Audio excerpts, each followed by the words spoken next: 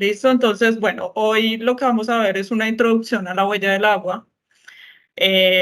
Vamos a ver un poquito sobre el análisis de ciclo de vida de manera muy general y finalmente vamos a ver un poquito sobre la declaración ambiental de productos. Por supuesto, es digamos, una vista muy general porque pues uno se puede demorar todo lo que quieran, pues ya hablando de análisis de ciclo de vida, declaración ambiental de productos, pero es como un brochazo general. Incluso en la introducción a la huella de agua, porque ya posteriormente en la próxima semana con Juan Miguel van a estar ya ahondando específicamente en la norma que es la 14.046. Listo, entonces para que tengan en cuenta. Entonces, bueno, antes de que empecemos con todo lo que tenemos que saber sobre la huella de agua, pues yo creo que es muy importante que nos contextualicemos un poquito sobre el recurso hídrico y también que ustedes entiendan qué implica el recurso hídrico en Colombia, porque yo sé que tal vez no lo han pensado mucho, pero nosotros vivimos en un país que es muy afortunado en términos de recurso hídrico. Y este recurso hídrico, pues como lo saben, nosotros no podemos vivir sin agua, o sea, lo necesitamos absolutamente para todo. Y entonces quiero hacer como un pequeño enfoque o entender un poquito más qué implica ese recurso hídrico, qué implica también para, digamos, como lo que tiene de características el agua y por qué es tan importante en todo contexto. Y también les voy a empezar a hacer como unas preguntitas, a ver ustedes qué opinan sobre eso. Entonces, bueno, estamos en Colombia. Colombia es considerada una potencia hídrica. Tiene 6 nevados, 44% de los páramos de Sudamérica, 5 vertientes hidrográficas, 30 grandes ríos, 1.277 lagunas y más de 1.000 ciénegas.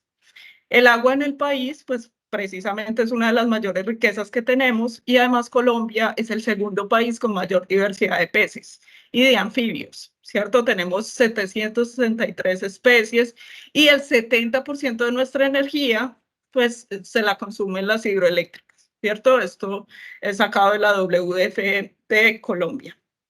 ¿Vale? Entonces, para que estemos como súper enfocados en dónde estamos. Pero entonces ahora hablemos un poquito sobre lo que implica el agua. Yo no sé si ustedes han pensado, pues, el agua porque es tan especial. No sé si alguien me quiere comentar un poquito sobre el agua, si ha pensado sobre esto o si ha tenido algo ahí como en mente alrededor del agua.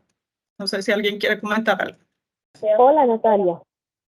Dale, cuéntame, Lady. Bueno, esencialmente porque el agua es fuente de vida para todos los seres vivos del planeta, tanto para los seres humanos como los animales, las plantas y todos los procesos que se derivan como de la actividad antrópica que se desarrolla.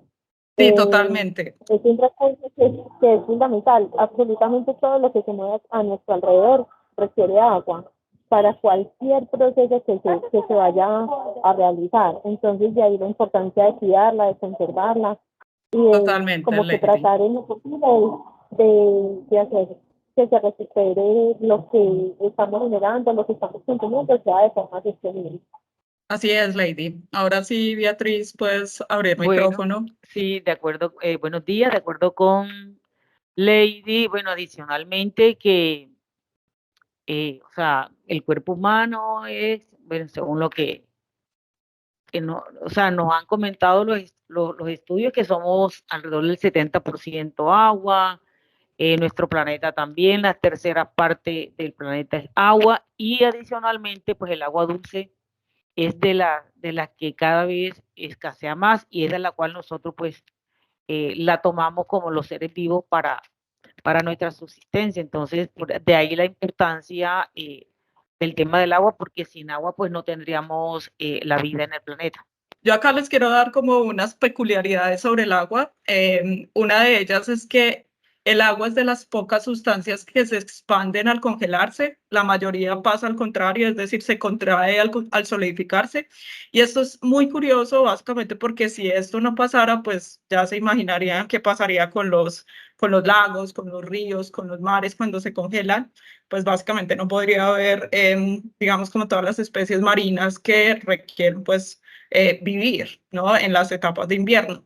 Entonces, esta es una peculiaridad. Pasa también con otras sustancias, pero son muy pocas. Normalmente la mayoría se contrae al solidificarse. Entonces, esa es una peculiaridad del agua. Hay otra peculiaridad bastante, y es que tiene unos puntos de ebullición y de fusión bastante anómalos. ¿Y esto qué significa? Que a nivel molecular el agua tiene unos puntos de ebullición y fusión más altos de lo que cabría esperar una molécula de su tamaño. Pues como todos sabemos, la molécula está al lado izquierdo, es el oxígeno y el hidrógeno, ¿cierto? Y ambos son pues bastante livianos. Entonces, en ese sentido, como tiene un tamaño muy pequeño, pues uno esperaría que no debería como tener esos puntos de ebullición y de fusión tan altos. Pero si no fuera así, digamos, si no se formaran esos puentes de hidrógeno, pues entonces eso no contribuiría a algunas propiedades especiales que tiene, ¿no? ¿Y cuáles son estas propiedades especiales? Por ejemplo, el calor específico tan alto. ¿Y esto por qué es importante? Porque es importante el calor específico del agua, y es porque esto, digamos, requiere una gran cantidad de energía para elevar su temperatura, y eso contribuye, por ejemplo, a la regulación térmica de la Tierra y de los organismos vivos, pues de los organismos vivos, ¿no? Entonces, esto también es una propiedad que ayuda mucho del agua, ¿no? Hay otra propiedad muy interesante que es la capilaridad. Yo no sé si alguna vez la han escuchado, pero gracias a la capilaridad es que el agua es capaz de subir contra la gravedad a través de unos tubos estrechos, ¿no? Y esto, digamos, es crucial para que las plantas puedan absorber los nutrientes del suelo y poderlos llevar hasta las hojas, ¿no? Si eso no fuera así, pues no podríamos tener pues, los árboles y todo eso. Entonces, esto es una peculiaridad también del agua. Hay otra, y es que tiene un alto grado de polaridad, y aunque otras moléculas también pues, son polares, el agua es excepcionalmente polar debido a, como a la gran diferencia de electronegatividad que hay entre el oxígeno y los hidrógenos. Entonces, esto ayuda también a que sea una sustancia que se conoce como un disolvente universal, ¿no? Para disolver cualquier tipo de otras sustancias. Si no fuera así, pues ahí habría también un problema.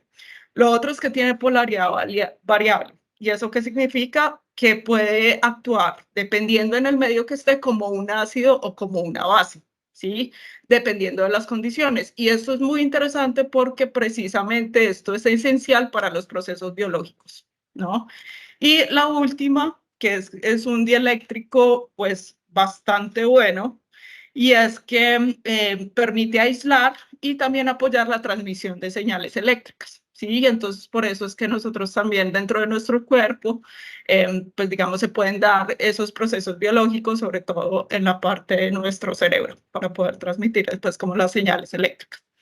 Entonces, bueno, ahí ya teniendo como este enfoque de estas peculiaridades sobre el agua, ahora hablemos un poquito ya, pues más macro, ya no hablando de la molécula específica y un poquito de química, sino como entender que el recurso agua sigue siendo un recurso bastante frágil. Sí, cada año, digamos, los ríos reciben más o menos unas 918.000 toneladas de materia orgánica que no es biodegradable.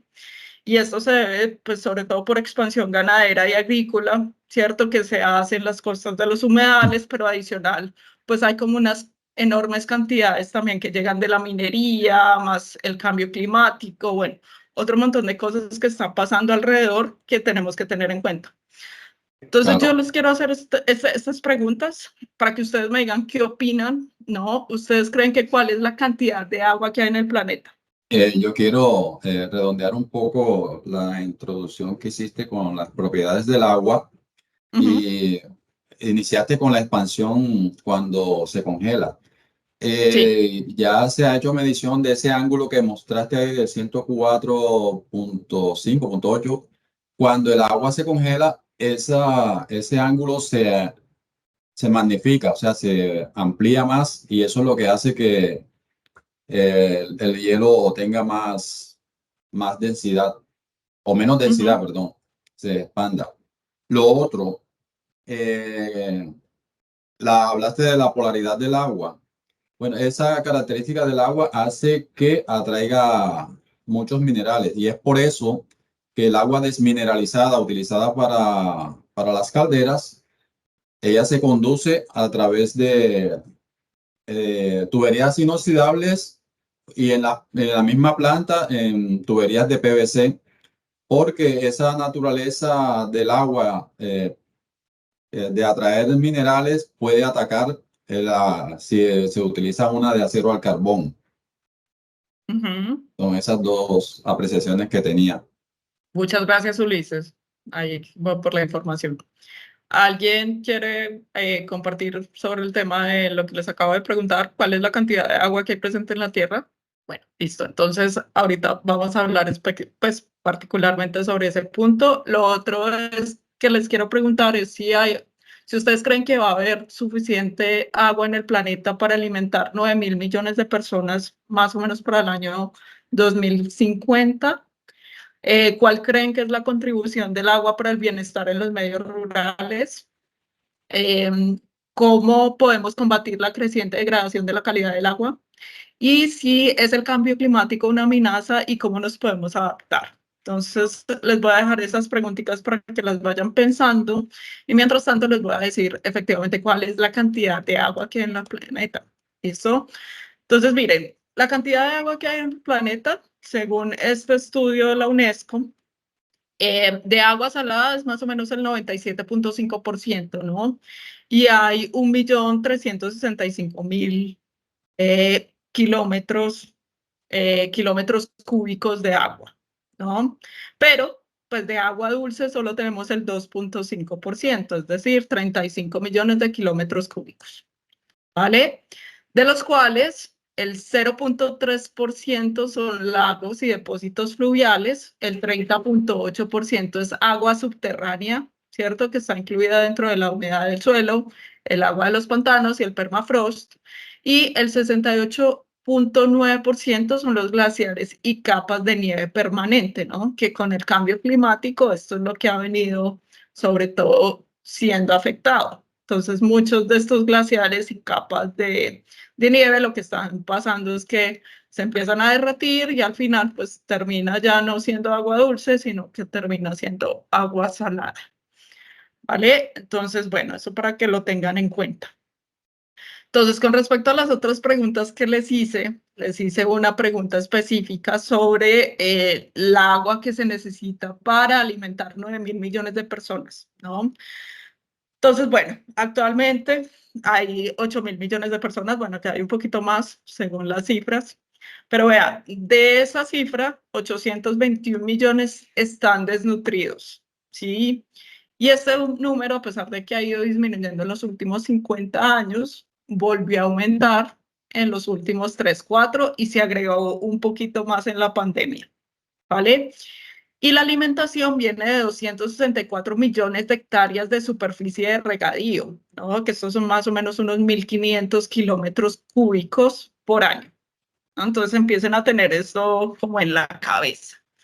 1.240 millones de hectáreas de la agricultura dependen de la lluvia, ¿no? Es decir, no le agregan agua adicional, sino que depende de lo que llueva, que más o menos son unos 5.000 kilómetros cúbicos por año. ¿Vale? Lo otro interesante acá es que, pues yo creo que todos sabemos que casi la mayoría de granos, ¿no? El arroz, el maíz y el trigo representan el 60% de la producción de alimentos, ¿no? Que son 700 millones de toneladas por año, ¿no? Y la producción de arroz y maíz dependerá en gran medida del agua, por supuesto. Entonces, habrá 9.000 millones de personas, más o menos con un crecimiento de 70 millones por año. Y para alimentar esta población y erradicar el hambre de 821 millones se necesitan 4.500 kilómetros cúbicos de agua disponible por año, ¿no? Entonces acuérdense más o menos los datos que teníamos ahorita, que lo vayan pensando. Y las otras preguntas se las voy a dejar para que la vayan pensando y la hablemos ahorita al final. ¿Listo? Ahora sí pasemos a la parte de qué es la huella de agua. Yo creo que después de este contexto general de lo que implica el agua, el recurso hídrico en general, ahora sí pueden pensar un poquito de qué es la huella de agua y según la norma ISO 14046 se define como una métrica o unas métricas que cuantifican los impactos ambientales potenciales que están relacionados con el agua. ¿cierto? Pero donde se consideran todas las etapas del ciclo de vida de un producto, servicio o una organización, ¿vale? Entonces, la evaluación de la huella de agua, ¿cierto? Según la ISO, entonces tiene en cuenta varias cosas o se basa en diferentes cosas. Una de esas es el análisis de ciclo de vida, ¿cierto? Que es otra norma diferente, es la 14044, pero ahorita vamos a hablar un poquito más sobre eso. Pero además, la huella de agua, digamos, es modular. Y esto es porque se puede sumar, ¿cierto?, las diferentes etapas del ciclo de vida, ¿sí? Entonces, digamos que eso no pasa con otras metodologías, que ahorita vamos a hablar, por ejemplo, de la huella hídrica. Eso no pasa con la huella hídrica, eso no se puede hacer con la huella hídrica porque no está pensado en un ciclo de vida, ¿no? Pero lo otro es que identifica tanto impactos, ¿cierto?, en el agua como unos impactos que podrían ser o llamarlos potenciales, ¿sí? Pero adicional, incluye todos unos temas que vendrían a ser las dimensiones geográficas y temporales, que eso depende mucho del estudio, y también se requiere un tema de identificar la cantidad de consumo de agua. Sin embargo, ahí hay que tener en cuenta que la huella de agua no, de alguna manera no es como que caracteriza el agua, no es como la huella hídrica que dice que hay agua azul, agua verde o agua gris, no, digamos, la ISO 14046 es indiferente de dónde venga el agua, o sea, es lo mismo que sea agua que yo saco de un cuerpo de agua a que sea agua lluvia, ¿cierto? Entonces, eso ahí como para tenerlo en cuenta. Y además, pues se requiere un poco de conocimientos en hidrología. ¿Sí? Entonces, bueno, esto es como otra cosa que tiene ahí como la huella de agua. Bueno, ya hay como entender por qué es interesante medir la huella de agua o por qué, digamos, una empresa podría estar interesada en medirlo. Y esto es básicamente porque se permite, ¿no?, evaluar como la magnitud de los impactos ambientales potenciales que están relacionados con el agua, ¿cierto? Eso vendría a ser una cosa que es interesante. La segunda es identificar esas oportunidades, ¿no?, para reducir los impactos ambientales que son potenciales, que están relacionados con el agua, que están asociados tanto a los productos en las diferentes etapas del ciclo de vida, pero también a los procesos o a una organización como tal, ¿no? La tercera es la gestión estratégica del riesgo relacionado con el agua. Por otra parte, pues digamos, facilitar la eficiencia del agua y la optimización de la gestión del agua a nivel de productos, de procesos, de la organización.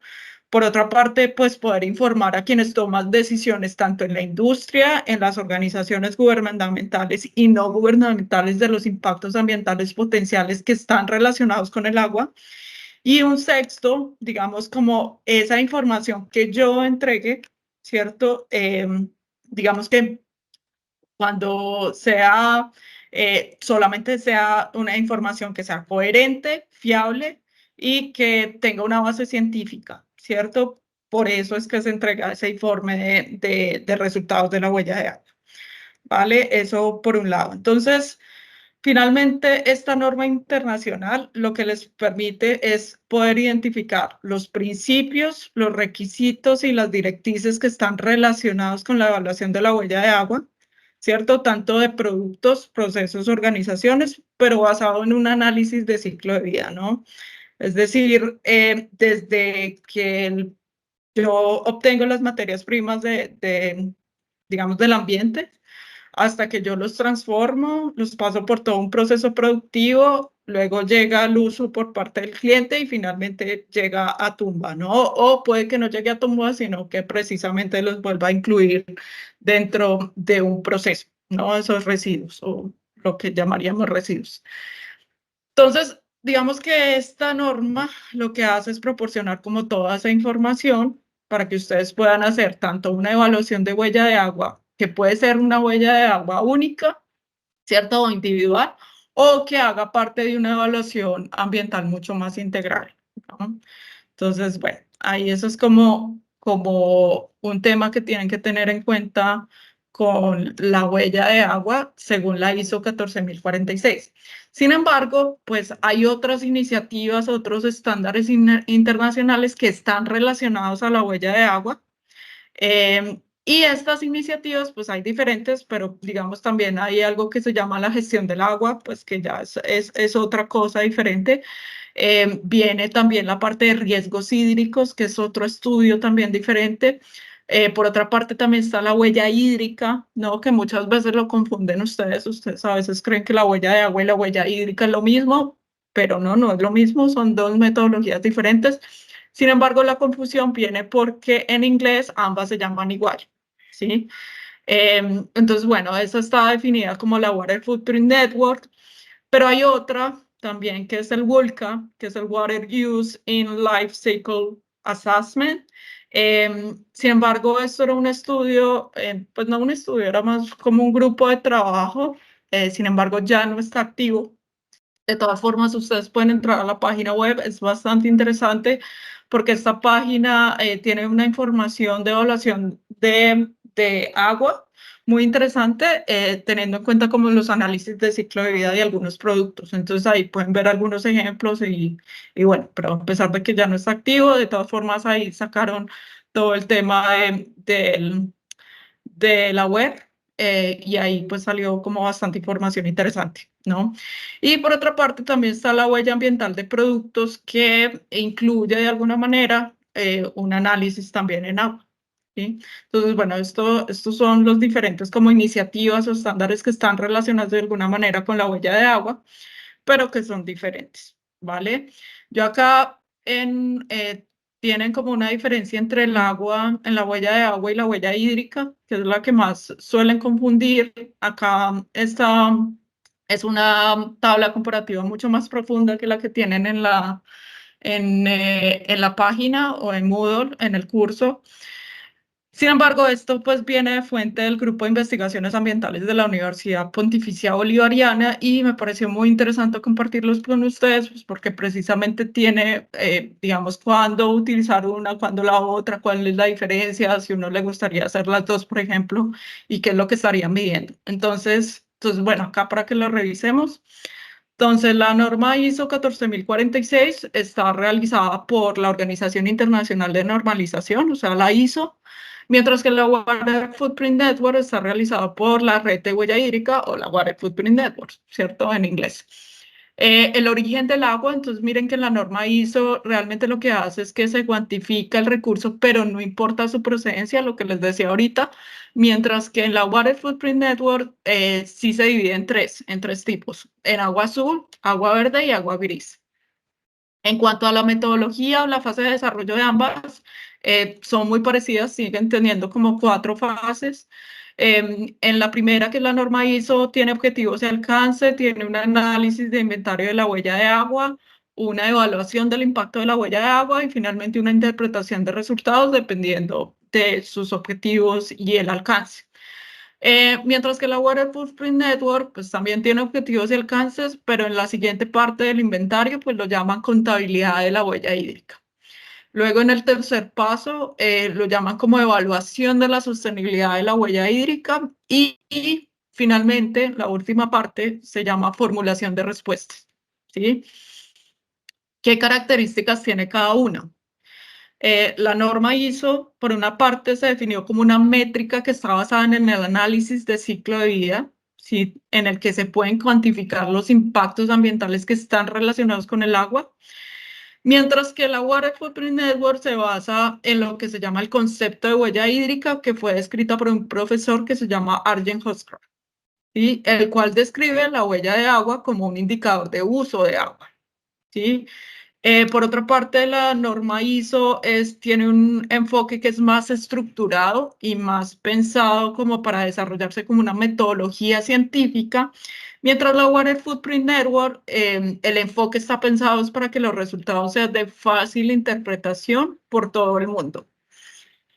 Por otra parte, la ISO tiene en cuenta los usos directos e indirectos del agua. También la Water Footprint Network tiene en cuenta los usos directos e indirectos del agua. Por otra parte, la norma no tiene en cuenta el origen del recurso hídrico, que ya lo habíamos comentado, es decir, no discrimina si el agua proviene de una cuenca hídrica o de las aguas lluvias, además tampoco considera la contaminación del recurso hídrico. Mientras que la Water Footprint Network considera el origen del recurso hídrico y lo clasifica pues como agua azul, agua verde, agua gris, y este último considera la contaminación del recurso hídrico, ¿vale? Listo. Otras características es que la norma ISO tiene un enfoque que es mayoritariamente en impactos ambientales, donde se centra más en los impactos que son generados por los procesos y los productos, de acuerdo con un análisis de ciclo de vida. Mientras que la Water Footprint Network no. La Water Footprint Network tiene un enfoque más social, económico, ambiental, dirigido a la sostenibilidad, que puede ser de productos, procesos, pero está mucho más enfocado incluso es a una región geográfica amplia.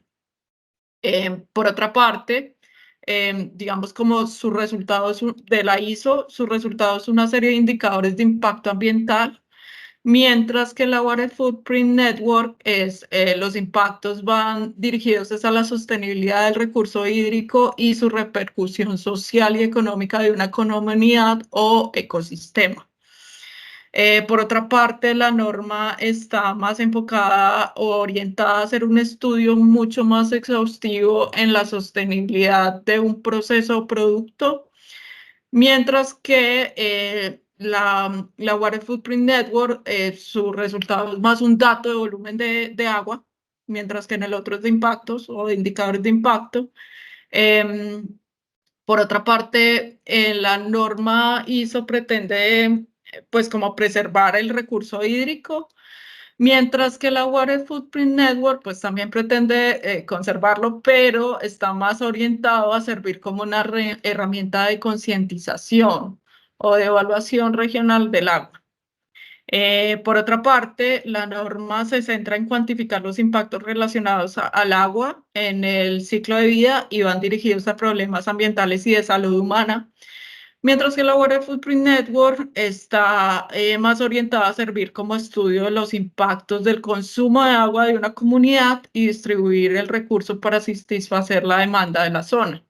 Entonces, si ven, la diferencia es bastante marcada. Finalmente, la norma ISO está más pensada para empresas y más para productos o procesos o organizacional, mientras que la Water Footprint Network, por todo lo que les comenté, está mucho más pensada como en comunidades, en regiones, en países, ¿no? Para identificar más cómo estoy sirviendo o distribuyendo esa agua entre las diferentes comunidades que requieren satisfacer la necesidad del agua, ¿no? Entonces, bueno, esto es para que lo tengan en cuenta. Por otra parte, entonces ahora sí hablemos un poquito sobre el análisis del ciclo de vida y por qué es tan importante pues, tanto en la huella de agua. Entonces, bueno, el análisis de ciclo de vida lo que permite es como identificar los aspectos e impactos ambientales potenciales que tiene un producto a lo largo de su ciclo de vida, y eso se hace básicamente recopilando y evaluando las entradas y salidas que tiene de materias primas para la producción, pero también, digamos, como identificando ese uso que tiene el tratamiento final, qué pasa con sus residuos, si se recicla o no, o si se hace una disposición final, ¿cierto? Entonces es un análisis que va desde la cuna hasta la tumba. Idealmente, pues se utiliza precisamente, o es una herramienta muy poderosa en la economía circular para precisamente evaluar cómo hago que un producto vaya, en vez de la cuna a la tumba, vaya de la cuna a la cuna, ¿no? Que vuelva a renacer. Entonces, el análisis de ciclo de vida, pues puede ayudar a diferentes cosas. O sea, digamos que la ayuda va desde la identificación de oportunidades para mejorar el desempeño ambiental de los productos en las diferentes etapas como de su ciclo de vida, pero también aporta información clave, ¿cierto? Para cómo las industrias pueden tomar decisiones tanto las organizaciones gubernamentales o no gubernamentales, sobre todo en la planeación estratégica, en el establecimiento de prioridades, el diseño y rediseño de productos o procesos, ¿no? Y como todos esos cambios que se requieren hacer dentro de un proceso productivo o dentro de una organización para mejorar, digamos, como las características de sostenibilidad de mi producto. Dale, Carolina, cuéntame. Yo tengo una pregunta en relación a los indicadores de la huella de agua. O sea, en el comparativo que tú nos mostraste ahorita, pues digamos que cómo se mide el impacto de la huella de agua, o cómo, sí, porque se mide el impacto de la huella de agua. En la huella hídrica se mide como la sostenibilidad en relación con la disponibilidad, por decirlo de alguna manera, del agua en la cuenca de interés, ¿cierto? Entonces es como, bueno, ¿cuál es la oferta de la cuenca o del territorio en el que estoy evaluando la huella hídrica en relación? Y eso en relación con la huella hídrica. En la huella de agua, ¿cómo se mide o ese valor contra qué se compara por lo general? Bueno, eso depende mucho de qué quieran evaluar dentro de la huella de agua, ¿cierto? Hay diferentes, básicamente lo que sale son unos resultados de perfil de huella de agua que va asociado al impacto que esté o que yo quiera analizar, ¿cierto? Entonces puede ser de eutrofización, puede ser de disponibilidad de agua también, o sea, quiero evaluar, digamos, esa agua, cómo estoy afectando la disponibilidad para otros usuarios, pero también se puede evaluar, por ejemplo, ecotoxicidad o toxicidad para humanos también, cómo estoy afectando o cómo estoy de alguna manera con mi proceso productivo ayudando o no ayudando, digamos como impactando a las personas para que, por ejemplo, no sé, tengan cáncer, pues por decir alguna cosa, pues eso suena bastante agresivo, pero básicamente eso es lo que es la toxicidad en agua, ¿no? Para humanos. Y se evalúa, por ejemplo, con Daphnias, eso lo hacen con análisis en Daphnias, que son como unos tipos de pulgas de agua. Entonces, básicamente depende de lo que quiera analizar, ¿no? Por ejemplo, pues en lo que venimos trabajando en el proyecto de COSUDE, el agua nos une, pues básicamente eso depende mucho de la empresa que quiera evaluar o que quiera identificar como impacto, ¿no?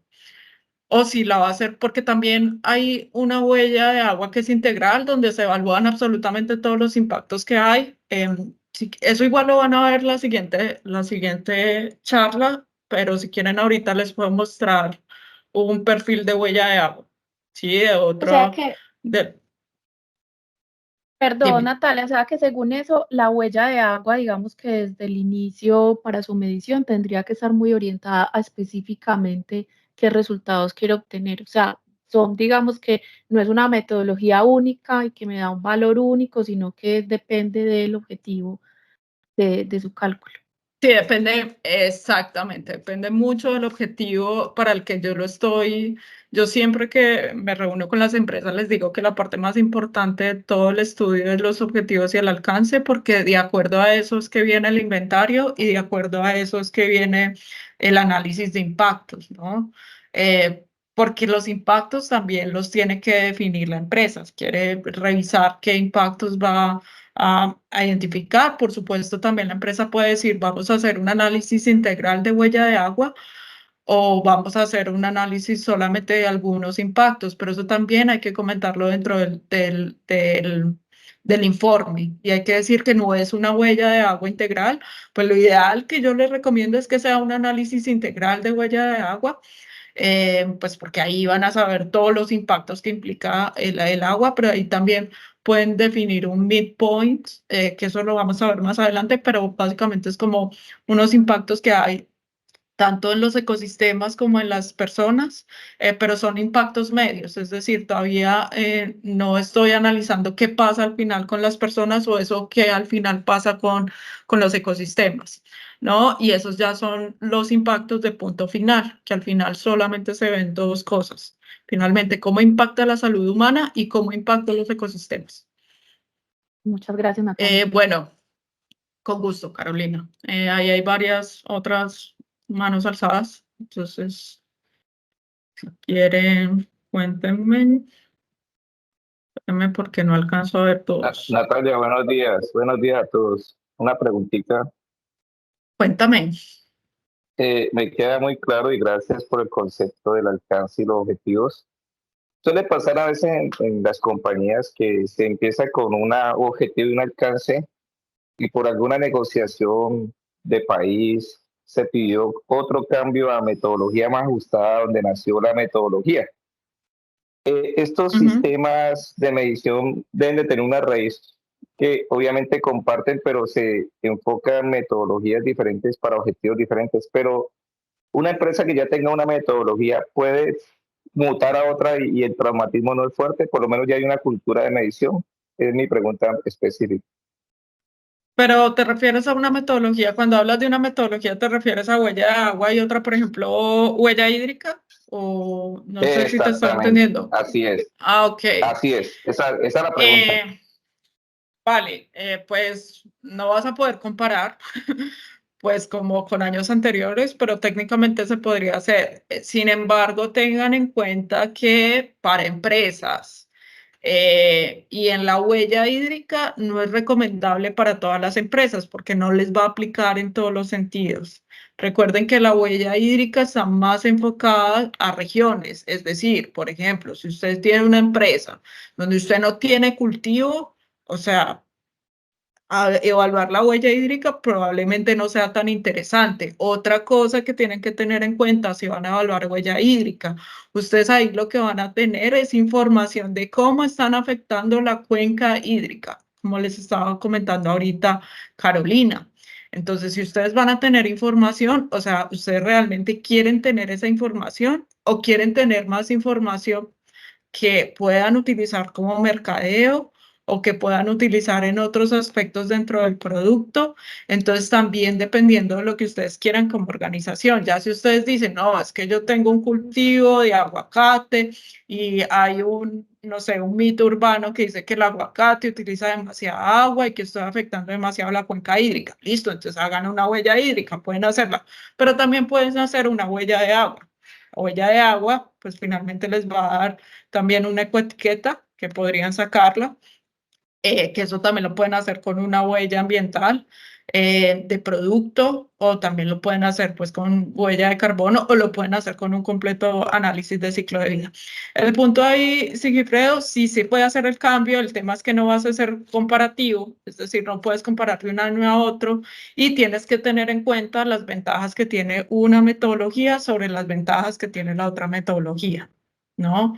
Pero realmente se puede hacer, o sea, la empresa también puede evaluar ambas cosas. Puede evaluar tanto porque en una está más como un tema de responsabilidad social, ¿no? Con la comunidad, como, no sé, por ejemplo, para una minera puede ser interesante hacer ambas, o para una petrolera, ¿no? Hacer la huella de agua y la huella hídrica, porque de alguna manera, pues digamos que el impacto que tiene aguas afuera es interesante. Entonces ahí también tienen como otras herramientas para definir riesgos hídricos, ¿sí? Entonces ahí se puede hacer. Sin embargo, tienen que tener en cuenta eso del tipo de empresa que son, porque no todas las empresas son susceptibles para que se pueda hacer huella hídrica. Pues, por ejemplo, si es una empresa de servicios, no les recomiendo que hagan huella hídrica, pues porque no va a tener mucho sentido, ni siquiera van a poder. En la huella hídrica hay algo muy importante y es que ustedes no pueden sumar los resultados. Entonces, no pasa como en huella de agua que tiene un análisis de ciclo de vida. Entonces, digamos, si ustedes tienen información de su proveedor, pueden sumar a la huella de agua. En la huella hídrica no pueden hacer eso. Pues son resultados completamente diferentes y no se pueden sumar. Y tampoco puedo sumar entre las dos huellas, ni la huella de agua y la huella hídrica. Entonces ahí tienen que tener en cuenta eso. ¿Listo? Yolanda. Hola Natalia, buen día. Una pregunta. Buen día. Cuéntame. Es que cuando estamos hablando de huella de agua, nosotros cuantificamos el impacto sobre el agua. Sí. Escasez de agua, acidificación, eutroficación. Y tú dices que se debe hacer integral, o sea, medirlo todo. Se puede hacer, medirlo todo. ¿Sí? Sí, pues medir todos los impactos. Es que hay diferentes impactos. Ustedes pueden decir, no, yo voy a hacer una huella de agua solamente de eutrofización, es decir, solamente voy a analizar ese impacto. El integral es que yo analizo absolutamente todos los impactos que tiene la huella de agua que están asociados con el análisis de ciclo de vida y son todos esos impactos que están relacionados con el agua. Pero mi inquietud viene por este lado.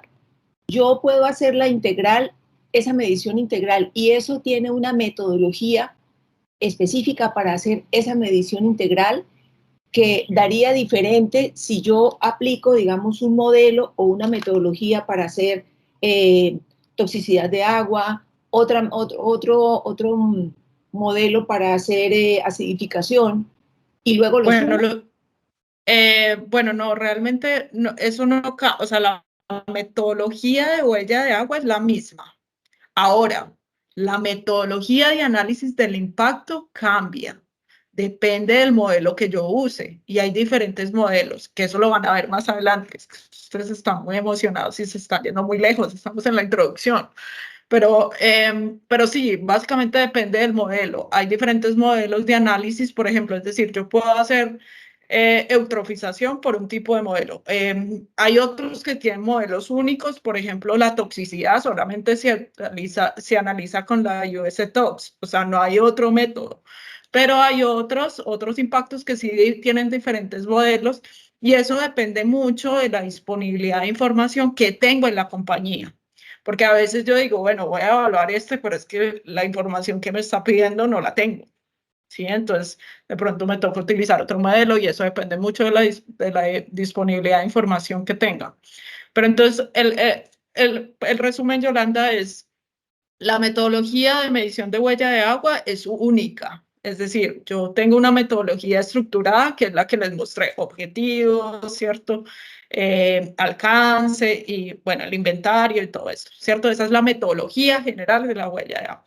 Cuando yo estoy evaluando los impactos, dependiendo de cada uno del impacto que yo quiera analizar, hay diferentes metodologías dependiendo del impacto que yo quiera analizar. Normalmente uno utiliza uno que se llama Recipe, ¿sí? Y ese analiza todos, excepto Ecotox, porque como les dije, la toxicidad se analiza diferente y es una metodología que sacó la EPA en Estados Unidos y esa es la metodología que se utiliza, que es con lo que les dije de las pulgas de agua, que son las dafnias, ¿cierto? Pero el resto de modelos normalmente se utiliza Recipe, pero ya dependiendo de ustedes qué quieren evaluar, qué no, qué información disponible o no, se escoge uno u otro método de análisis para ese impacto específico. Pero eso es, digamos, más adelante, eso ya se va escogiendo. Mi recomendación, ¿cuál es? Que se haga una integral, es decir, donde se analicen todos los impactos, pues porque tiene mucho más valor que hacer una huella de agua parcial, pero pues eso también depende de cada empresa y también de los intereses que tenga específicos la empresa. Entonces ahí, no sé si te quedó claro, Yolanda. Sí, Natalia, muchas gracias. Igual, seguir esperando el próximo con donde sí, es que están muy emocionados. Yo sé que esto les emociona bastante, pero estamos en la introducción. ¿Listo? Gracias. Entonces, paso a paso. John Edison, cuéntame. Hola Natalia, ¿cómo estás? Muy bien, ¿y tú? Súper. Bien, a ver si, digamos, para aclarar, a ver si entendí bien entre las diferencias de huella hídrica y huella de agua. Entiendo que la huella de agua uno la establece a partir de un producto o un proceso y va más enfocado hacia, no sé, hacia una empresa de manufactura o alguna empresa que genere algún producto. No lo puede llevar a, digamos, al análisis desde el producto. Así y entiendo es. que la huella de agua, perdón, la huella hídrica, ya, digamos, es un estudio, por ejemplo, de cuantificación de agua, de estos tres tipos de agua, agua azul, agua verde, agua gris, y sirve más como un input para otros estudios, por ejemplo, tipo PONCA, tipo PORACHE, que digamos está más enfocado a nivel de cuencas y ese tipo de cosas. Eso fue como lo que entendí, porque digamos Así la es. huella hídrica no va enfocada a productos ni nada de eso. No, la huella hídrica, la metodología no está enfocada a producto. No tiene un enfoque que esté pensado como un análisis de ciclo de vida. Es decir, por ejemplo, les pongo el ejemplo. Si ustedes quieren evaluar la huella de agua de Colombia, se puede. creen que se podría hacer? Si yo quiero decir, voy a hacer la huella de agua que tiene Colombia, ¿lo puedo hacer? No es tan claro. No. No, no se puede. ¿Por qué? Porque la metodología que está pensada de la huella de agua tiene un esquema de un producto, ¿cierto? Es decir, yo tengo unas materias primas y entonces uno cómo va a decir, bueno, voy a sacar todas las materias primas de Colombia. No, eso se va a volver una locura, ¿cierto? No se puede. Mientras que si yo digo, voy a evaluar la huella hídrica de Colombia, claro, ahí sí puedo, porque yo puedo decir, esta es la región tiene 3 tipos de huella hídrica, una que es agua azul, una que es agua verde y otra que es agua gris, ¿sí? Entonces ahí sí puedo analizar esa región y entender cómo las cuencas hídricas de Colombia se están afectando. Y básicamente eso fue lo que hizo el CTA cuando desarrolló el estudio nacional del agua, hizo una huella hídrica, ¿cierto? Eso se puede. Pero ya hacer una huella de agua para un país no es factible. Una región, por ejemplo, Antioquia, no es factible. Está pensado más a un nivel micro, más pensado para una organización, ¿no? Y para un producto o un proceso, ¿cierto? Que pueden salir varios productos. Pero está pensado más para eso, para una organización, que ya es algo mucho más micro. Y lo otro es que yo puedo ya ahí empezar a agregar, digamos, las huellas de agua de mis proveedores, de mis clientes, y ahí empiezo a entender mucho mejor cómo funciona en una dinámica mucho más macro. No, pero digamos, esa es como la gran diferencia. Entonces, digamos, lo que dijiste, John, es cierto. O sea, una está más enfocada a producto-proceso, la otra está enfocada más a una región, ¿cierto? O un espacio de tierra, ¿no? Ok, gracias, Natalia. Listo, con gusto. Bueno, si no hay más preguntas, entonces sigamos por acá. ¿En qué íbamos? Ya no me acuerdo. Listo, entonces acá íbamos en, creo que la selección de los indicadores de desempeño ambiental, ¿cierto? Para un análisis de ciclo de vida, donde ahí se incluyen, pues también como de alguna manera pues como unas técnicas de medición alrededor de eso. Otra cosa que puede ayudar mucho el análisis de ciclo de vida es al mercadeo. Yo creo que una de las razones pues, más importantes y la razón por la que existe una empresa es porque se puede vender un producto o un servicio. Si no se vendiera un producto o un servicio, pues no habría empresa, ¿cierto? Y ahí, pues digamos que el marketing pues, juega un papel bastante importante, ¿cierto? Y entonces en el marketing, en todas esas razones por las cuales yo digo a otra persona o a otra organización porque tiene que comprar mi producto, ahí de alguna manera pues viene a tener relevancia toda esta información que yo estoy analizando a partir de un análisis de ciclo de vida. Y es que yo puedo empezar a implementar un esquema de etiquetado ambiental, que esto es algo que vamos a ver ahorita más adelante. Otra parte que viene que tiene que ver con la reivindicación, por ejemplo, ambiental o una declaración ambiental de productos, ¿cierto? Que eso, digamos, todo está asociado al análisis de ciclo de vida. Entonces, por otra parte, también ayuda a los tomadores de decisiones a evaluar las diferentes alternativas que hay y pues, que puedan como seleccionar cuál es la más sostenible desde el punto de vista ambiental, ya que pues un análisis de ciclo de vida finalmente lo que hace es dar una visión completa, holística de los impactos ambientales que están asociados tanto a un producto o a un proceso o la organización en sí misma, ¿cierto? Entonces, por otra parte, ¿cierto? Viene otra parte que es muy importante y es que el análisis de ciclo de vida es muy útil en la etapa de diseño de un producto o un proceso, ¿cierto? ¿Por qué? Pues porque permite evaluar y comparar las diferentes opciones de diseño, ¿cierto? Para identificar aquellas que tienen un menor impacto ambiental. Y esto incluye la selección de materiales que sean más sostenibles, la optimización, por ejemplo, de eficiencia energética, la reducción de residuos, porque si yo hago un análisis de ciclo de vida de un producto específico, yo entiendo cuáles son sus debilidades. Entonces, a partir de eso, puedo entonces mejorar, digamos, ese diseño de ese producto.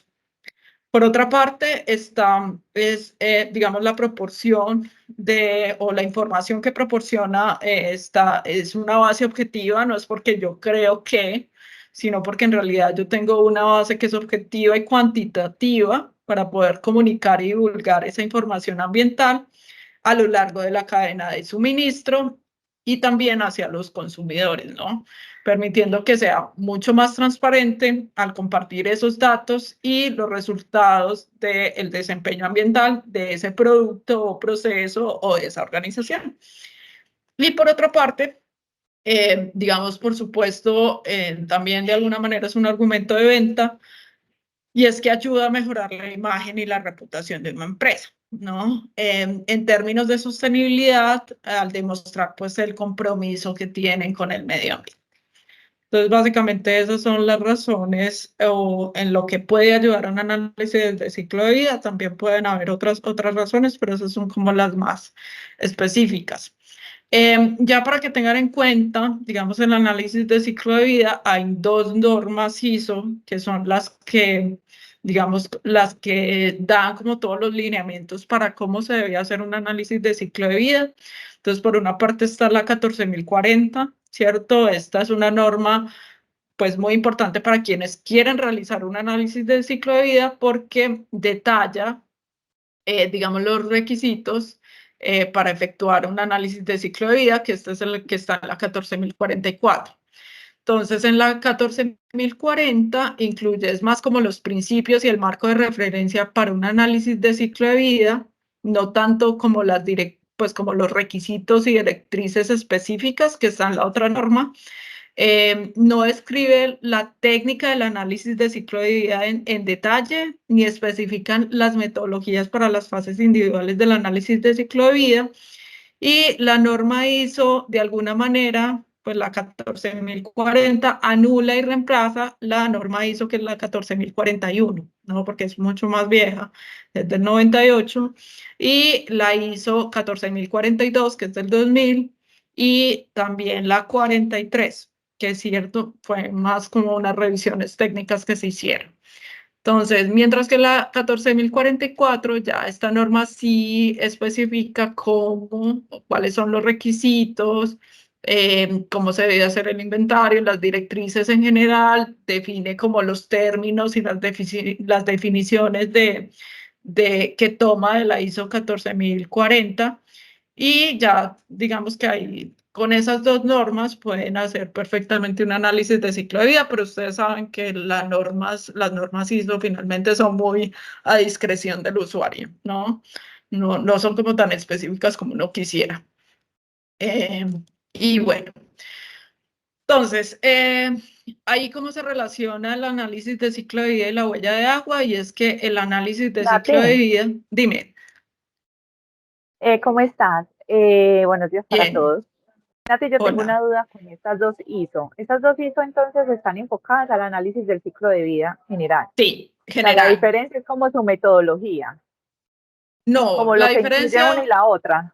La una, digamos que es como hacer de cuenta que una ya está más enfocada como a los principios que yo tengo que tener en cuenta cuando voy a hacer un análisis de ciclo de vida, mientras que la otra, que es la 14044, es más como, venga, vea, usted sí va a hacer un análisis de ciclo de vida, tiene que tener en cuenta estos requisitos, estas directrices, como más te da como los términos y definiciones que toma de la otra, mientras que la otra la utiliza como más como si fuera un caso aplicado de alguna manera. Ah, listo, gracias, Nati. Pero igual no dan ejemplos, ninguna de las 2 dan ejemplos. Entonces, para que los tengas en cuenta. O sea, básicamente la 14040 no describe cómo se hace un análisis de ciclo de vida en detalle, ni especifica las metodologías. Eso está en la otra, en la 14044. Okay. Listo, perfecto. Gracias, Nati. Listo. Vale. Ok. Listo. Acá, entonces, bueno, ¿cómo se relaciona el análisis de ciclo de vida y la huella de agua?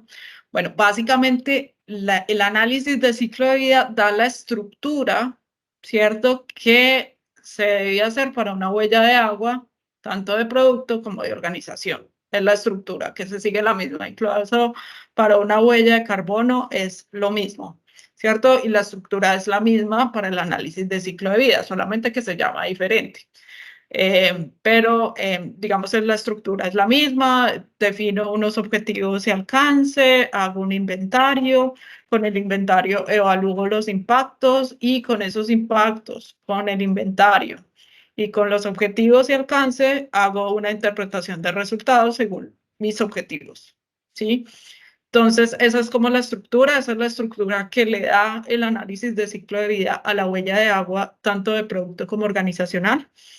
En cuanto a la huella de agua de un producto, digamos que la evaluación de la huella de agua de un producto es donde se consideran todas las etapas del ciclo de vida según sea apropiado, ¿cierto? Que va desde la materia prima hasta la disposición final. Sin embargo, como nos ha pasado en muchas de las empresas, pues muchas veces no es tan fácil llegar hasta disposición final porque, no sé, la mayoría de empresas son empresas que son manufactura, pero de productos que siguen siendo materias primas, ¿no? Y todavía no llega pues a la industria que transforma y que entrega directamente, por ejemplo, a un B2C, ¿cierto? A un business to client, sino que digamos que llega hasta ese punto, entonces a veces no es tan fácil decir, no, pues es que está a la disposición del final, no, es que mi producto, como es una materia prima, se puede convertir en millones de productos. Entonces no es tan fácil como hacer esa relación, entonces uno a veces tiene que truncar hasta cierto punto, hasta donde, no sé, hasta entrega de cliente o hasta la puerta de la empresa, ¿sí? Por otra parte, la huella de agua de una organización, y yo creo que eso ya se los dijo un par de veces María Camila en sus charlas, era que la evaluación de la huella de agua organizacional, pues en teoría debería analizar todos los productos que ustedes producen dentro de la empresa, ¿sí? Entonces eso a veces no es tan fácil. No dicen, ¿cómo voy a hacer un análisis completo de todos mis productos? ¿Cierto? Entonces, también es necesario truncar hasta cierto punto, hasta puerta, normalmente, porque si no se convierte en un ejercicio que es bastante exigente a nivel de datos y también muy exigente en la siguiente parte, que es el tema de definición de los impactos, ¿no? Y con qué metodología voy a utilizar. Entonces, normalmente se suele restringir entre una o varias etapas del ciclo de vida porque no es tan fácil, o sea, si yo voy a hacer legalista, digamos, tendría que la huella de agua de una organización, yo tendría que hacer de cuna a tumba todos los productos que yo genero dentro de la empresa, y eso no es posible. O sea, necesitaríamos un estudio de más o menos unos 10 años para poder hacer eso. Entonces, bueno, ahora hablemos un poquito de, bueno, hasta ahí tienen preguntas, porque ahí digamos que dejaríamos el tema del análisis de ciclo de vida. Entonces, si tienen dudas sobre el tema, este es el momento para que las hagan. En el tema de huella de carbono, uno sabe que al futuro, a nivel de objetivo país y el calentamiento global, aparece el concepto de bonos de carbono. Sí. ¿En el mundo ya existe bonos de agua? No, no existen bonos de agua, no que yo sepa, pues por de pronto alguien está más informado que yo. No sé, de pronto ahí si alguien de COSUDE. Sí, porque uno dice, bueno, todo esto de transar, negociar y que hacen inversiones para recuperar el agua, no sé si exista el concepto de bonos de agua. No, todavía no. Existen conceptos de bonos verdes, bonos azules, ¿no? Bonos de carbono, pero digamos hay algo que tienen que tener muy en cuenta y es que, bueno, ¿y qué es la diferencia entre huella de carbono y huella de agua? ¿Cierto? ¿Por qué la huella de carbono es tan fácil de medir y la huella de agua no tanto? ¿Cierto? Y es que finalmente el dióxido de carbono aquí en la China es el mismo. O sea, es la misma molécula, dióxido de carbono. Y ustedes me van a decir, pero ¿cómo así? El agua sigue siendo la misma. Sí, la molécula sigue siendo la misma, pero el recurso hídrico o el recurso agua cambia mucho dependiendo de la localización, porque no es lo mismo que yo esté en La Guajira haciendo un proceso súper extensivo, intensivo en términos de agua, donde hay escasez de agua, a que yo lo haga en una zona donde hay un montón de manglares, un montón de, digamos, de riqueza hídrica, donde yo no tengo problema de eso y no estoy afectando la disponibilidad del recurso para otros usuarios, ¿cierto? Entonces, el componente local del agua es muy importante, por lo que les digo, por el tema de escasez, ¿cierto? Y eso es un estudio pues, que vamos a hacer, que es con el AWARE, dentro de la medición de huella de agua, ¿sí? Entonces, al ser algo que no es tan local, pues no es tan fácil que yo me ponga a decir, voy a sacar un instrumento como un bono de agua, cuando no es lo mismo un bono de agua en La Guajira que un bono de agua en Antioquia. Entonces, digamos que ahí, pues el instrumento financiero que desarrollen los bancos o que desarrolle, digamos, como organizaciones, tendría que estar pensado desde la localidad, y entonces eso a veces no los, pues pensaría yo que no sería tan fácil de transar como en un mercado de carbono, porque para mí es lo mismo, para una empresa si compra un bono de carbono lo puede comprar aquí en la China, es lo mismo, pero un bono de aguas, supongamos que lo sacaran, no es lo mismo que sea acá o en la China. Entonces ahí en ese tema, pues es algo que habría que tener en cuenta. Que yo sepa, no está el instrumento todavía.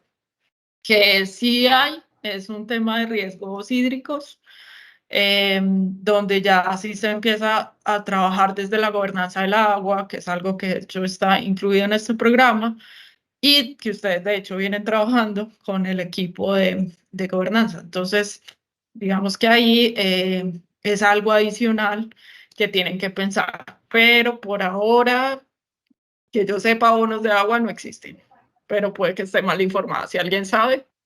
Hola, no levanté la mano, me disculpo. Tengo una leve duda relacionada con que, bueno, aquí estamos viendo el tema de la aplicación de la huella de agua de una empresa cuya actividad no sea producción de bienes, sino que sea ¿Servicios? una oficina. Puede que sea servicios, puede que sea una simple oficina. También tiene un impacto en huella de agua, tiene un impacto en el agua. Es decir, para que una empresa de servicios igual funcione, pues, y si tiene una oficina más, porque pues, sus empleados tienen que ir al baño, tienen que comer, digamos que utilizan los servicios sanitarios, hay aguas domésticas, entonces solamente por ir al baño ya hay un impacto.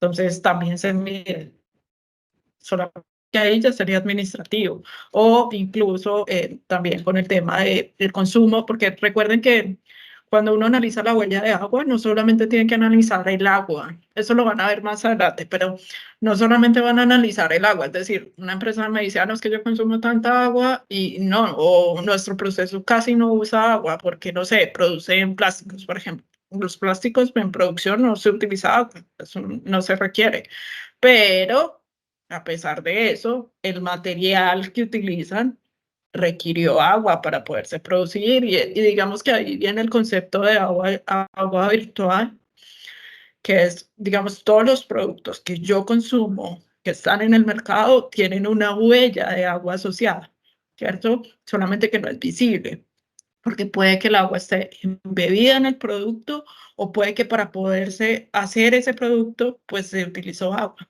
Entonces, digamos, en una empresa de servicios, pues utiliza energía, y el agua, pues digamos, se utilizó sí o sí en la producción energética, sobre todo en Colombia. Nosotros utilizamos hidroeléctricas, ¿vale? Por otra parte, digamos, el papel que se utiliza, porque normalmente las empresas de servicios pues imprimen un montón de papel, ¿no? Entonces el tema de impresión papel, las tintas tienen un impacto importante en agua. ¿Qué otra cosa? Bueno, ya digamos los usos domésticos del agua, solamente porque sus empleados vayan, pues se lavan las manos, van al baño, o sea, ahí hay un consumo de agua. Entonces eso igual, digamos que tiene un impacto. Es más fácil, de hecho, que una empresa de servicios haga un análisis de huella de agua a que haga un análisis de huella hídrica, porque pues no le aplicaría. Pues ahí que Agua Azul va a tener, pues digamos, si la empresa, no, pues en acueducto, y la otra que Agua Verde no tendría, y Agua Gris, pues digamos que sería la contaminación digamos que sale en el vertimiento de aguas domésticas. No sé Natalia. si tienes dudas. Perdón, Juan Esteban, dame un segundito. Claudia, ¿ahí te quedó claro? Quedé ok, quedé bien, gracias. Listo. Ahora sí, Juan Esteban, cuéntame. Natalia, es que con eso, con la pregunta que hizo Claudia y con la respuesta que das, y me voy a devolver un poco, no sé por qué planteas que la metodología WFN no aplica en estos casos. Digamos lo que la metodología sí también tiene ese enfoque de producto, de empresa. Lo que pasa es que también puede llevar el indicador a un análisis territorial. Pero por ejemplo, en el caso que plantea Claudia de una entidad de servicios, claro, si estamos hablando del uso directo del agua, pues sí, se queda solamente en un consumo por unas actividades muy domésticas y por unas descargas domésticas. Pero si amplías la escala o un análisis también de ciclo de vida, pues si empiezas a considerar los alimentos que la gente consume dentro de su oficina y eso, pues ahí ya entraría incluso también la huella hídrica verde. Entonces no me queda como claro Claro. ¿por qué se hace como énfasis en que WFN no tiene también ese enfoque empresarial? Porque también cuando yo me remito a la metodología está discriminado o para un nivel territorial o como para un nivel empresarial de producto, también tiene definidas estas reglas de asignación, creo que se llaman así. Cuando una empresa tiene muchos productos y no puedes calcularle la huella a todos esos productos, entonces también te indica cómo priorizar o los insumos de mayor peso o los de mayor relación con el agua. Entonces, si me puedes dar como una claridad frente a eso. Juan Esteban, no es que no se pueda hacer, sí se puede hacer. Lo que pasa es que la dificultad que hay con la huella hídrica o de la water footprint es que yo no puedo, digamos, incluir a mis proveedores. Entonces yo no voy a tener una información de cadena de valor, que es algo que es muy importante cuando yo quiero analizar dentro de una organización. Esa es la gran dificultad que hay con la huella hídrica, porque no se podría sumar, porque dependiendo cómo yo estoy haciendo el análisis, yo no puedo sumar la huella hídrica. Mientras que la huella de agua, digamos, la gran ventaja que tiene es que yo puedo dentro del análisis de ciclo de vida, ir, digamos, entendiendo un poco más la cadena de valor o mis proveedores o incluyéndolos dentro de la huella de agua. Entonces tiene un análisis mucho más amplio y está pensado directamente más para empresas. Mientras que la Water Footprint Network, a pesar de que se puede hacer también en empresas, también tiene, digamos, como el enfoque de poder hacer asignación, productos, demás, sí lo puedo hacer, pero digamos que su enfoque está más pensado a nivel territorial. Entonces, si una empresa quiere entender más como de su cadena de valor, la Water Footprint Network no es la metodología ideal, solamente porque yo no puedo incluir esa cadena de valor y sumarlo a mí, como pasa, por ejemplo, con la huella de carbono. La huella de carbono están, digamos, tres, digamos, como alcances, ¿no? Que es el alcance 1, el alcance 2, que ese es completamente lo que tiene que ver con la empresa. El alcance 3 es lo que pasa con terceros. Dentro de la Water Footprint Network, este alcance 3 yo no lo tendría, mientras que en la huella de agua sí. Entonces, esa es como la gran diferencia que tengo entre las dos metodologías. Sin embargo, yo también puedo hacer igual, eso depende mucho de la empresa que quiera hacer o que no quiera hacer. Bueno, sí, Juan Esteban, te estaba terminando de decir porque, digamos que también, digamos, depende si la empresa quiere, por ejemplo, entender cuál es el impacto que tiene directamente sobre la cuenca hídrica, pues lo mejor es que no utilicen huella de agua porque esa información no la van a obtener con huella de agua, la van a tener con huella hídrica. Entonces, si tienen un enfoque más de analizar, por ejemplo, un tema de responsabilidad social y entender cómo de alguna manera están impactando al resto de la región o de los usuarios de la cuenca hídrica, entonces lo mejor es un análisis de la WFN, ¿cierto? Entonces, también depende de lo que quiera hacer la empresa. Entonces eso, o sea, no es que no se puedan utilizar, claro, las dos se pueden utilizar, las dos se sirven para empresas. Lo que pasa es que también depende del objetivo que tenga la empresa. Listo, entonces ahora sí pasemos al tema de declaración ambiental de productos. Entonces, bueno, la declaración ambiental de productos es más conocida como con el nombre en inglés Environmental Product Declaration. Es un documento, básicamente, donde se muestran los impactos generados por un producto durante todo su ciclo de vida, desde la extracción de materias primas, fabricación, transporte, uso, hasta su disposición final. Esto normalmente sale después de hacer un análisis de ciclo de vida, ¿cierto? Entonces, estos análisis o estos estudios de estas características, pues, digamos que tienen que estar acorde a ese análisis de ciclo de vida. Entonces, una de las características, ¿cierto?, de la aplicación de estos, digamos, declaraciones ambientales, bueno, se pueden proporcionar por una o más organizaciones, se basan en una verificación que sea independiente de los datos de análisis de ciclo de vida, es decir, no es algo que puede hacer la empresa misma y declararlo, a pesar de que también hay declaraciones, pero ahorita les voy a contar los 3 tipos de declaraciones que hay. Hay declaraciones tipo 1, tipo 2 y tipo 3. Pero las tipo 3 tienen que sí o sí, el análisis de ciclo de vida tiene que estar verificado. Porque si no está verificado, entonces no pueden presentar esa información. Pero ahorita, bueno, les cuento un poquito más sobre eso.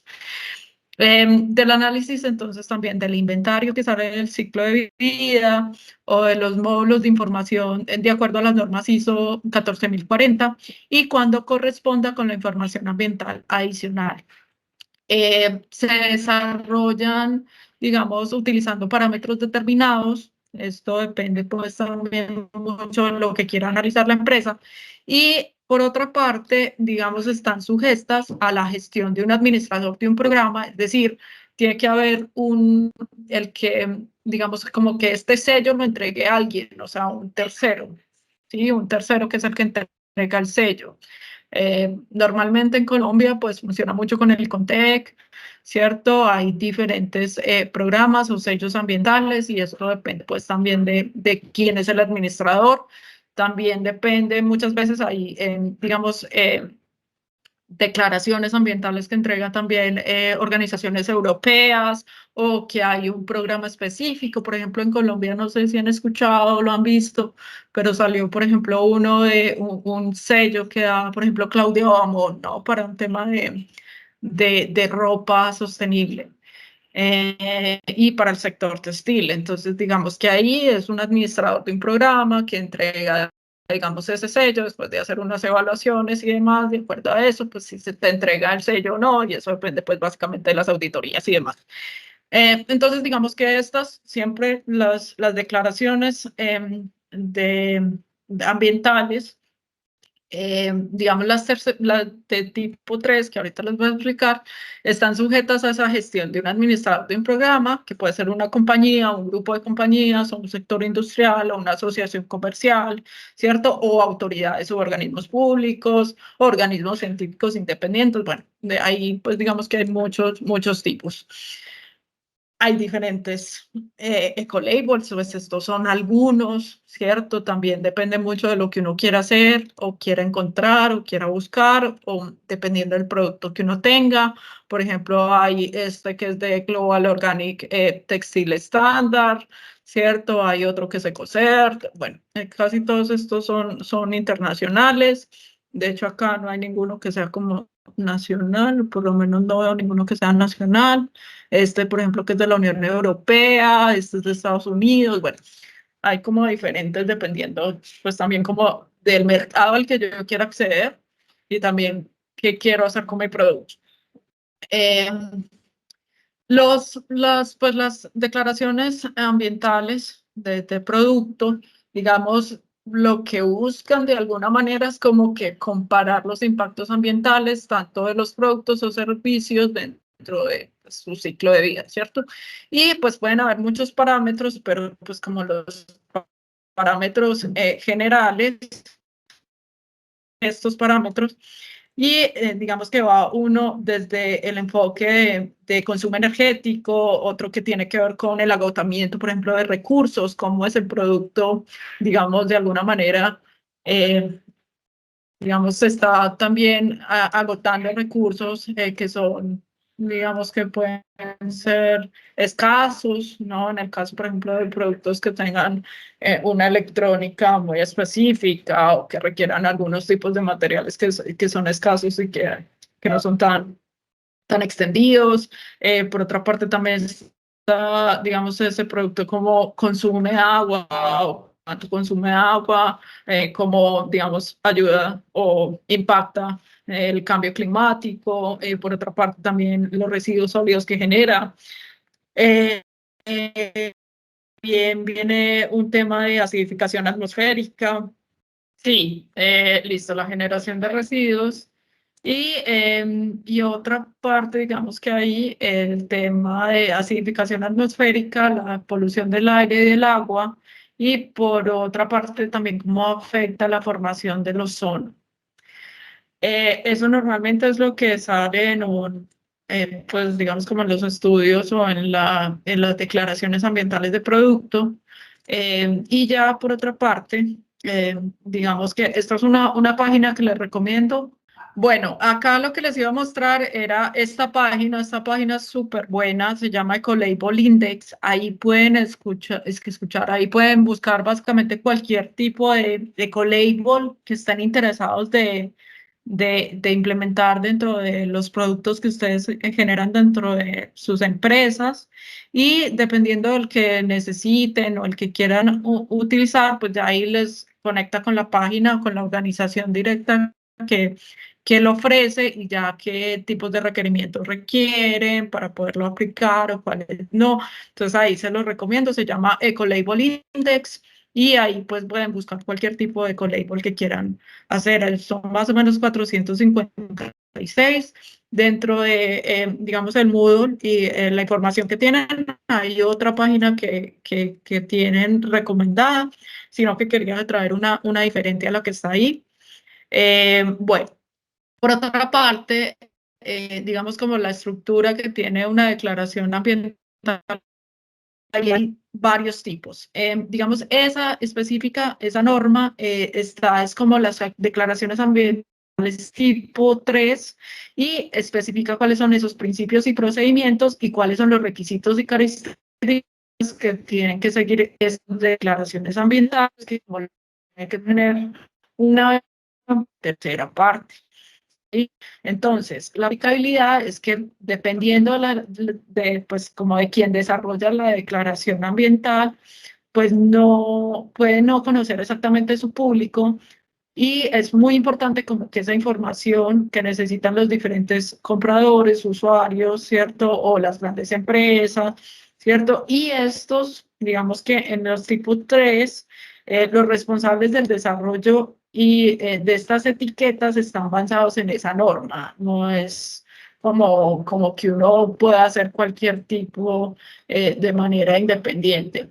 Como les dije, hay diferentes tipos, hay tipo 1 y tipo 2, y la tipo 3, que ya es cuando ya yo hago una declaración, porque las otras son autodeclaraciones. La tipo 1 es que yo puedo decir como, bueno, mi producto gasta tanta agua, pero y eso es algo que yo lo digo como algo voluntario, que como empresa yo lo comunico, pero ahí, digamos, no hay una norma relativa. Y adicional, pues son autodeclaraciones. Entonces eso no se considera como que sea una declaración de producto ambiental, sino que simplemente estoy entregando mayor información a mi cliente en la etiqueta, y no tiene que estar regulado, yo lo puedo informar como quiera. Pero en las tipo 3, que sí son con verificaciones, ya hay que hacer un análisis de ciclo de vida, ya se requiere otra información, ahí sí tengo que seguir la norma, que es la 25, que es la 12.025, 14.025. ¿Listo? Para que lo tengan en cuenta. Bueno, eso sería todo. No sé si tienen dudas, preguntas. ¿Estamos bien? ¿Solamente hay declaraciones hasta el tipo 3? Sí.